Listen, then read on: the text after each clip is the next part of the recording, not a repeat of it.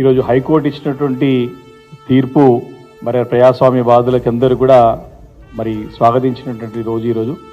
దీన్ని BRS party స్వాగతిస్తూ ఉంది. మరొకసారి మరి కోర్టులు రాజ్యాంగాన్ని ప్రజాస్వామ్యాన్ని కాపాడుతుండడంలో మరి ఈరోజు నిరూపితమైందని చెప్పి కూడా ఈ సందర్భంగా మనవి చేస్తూ ఉన్నాం.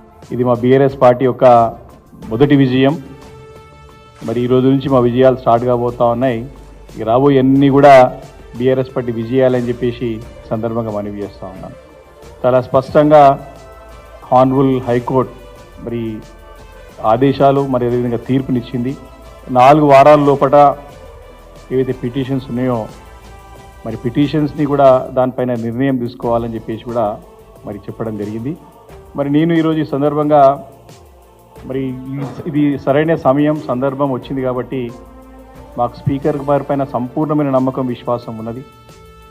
మా పిటిషన్స్ ఈ ముగ్గురు శాసనసభ్యులు అయితే ఉన్నారో దానం నాగేందర్ గారు, కడియం శ్రీహరి గారు, తెల్ల వెంకట్రావు గారితో పాటు మిగతా 7 శాసనసభ్యుల యొక్క పిటిషన్స్ కూడా స్పీకర్ గారి దగ్గర ఉన్నాయి.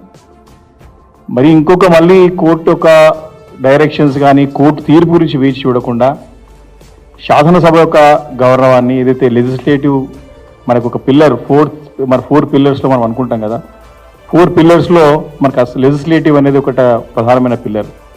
మరి దాని యొక్క గౌరవాన్ని దాని యొక్క ఔన్నత్యాన్ని కాపాడాల్సిన బాధ్యత ఈరోజు స్పీకర్ గారి పైన ఉన్నది.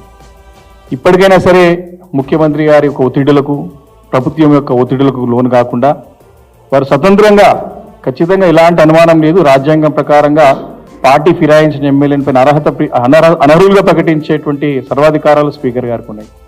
కాబట్టి ఈ 3 శాసనసభ్యులతో పాటు మిగతా 7 సభ్యులది కూడా ఎవరైతే పార్టీ ఫిరాయించి బాహటంగా వారు పార్టీ మారనని చెప్పుకున్నారో ఆ 10 మంది శాసనసభ్యుల పైన ఇమ్మీడియట్గా స్పీకర్ గారు వారిపైన కూడా అనర్హులుగా ప్రకటించాలని చెప్పేసి కూడా నేను సవినయంగా స్పీకర్ గారు విజ్ఞప్తి చేస్తా ఉన్నాను.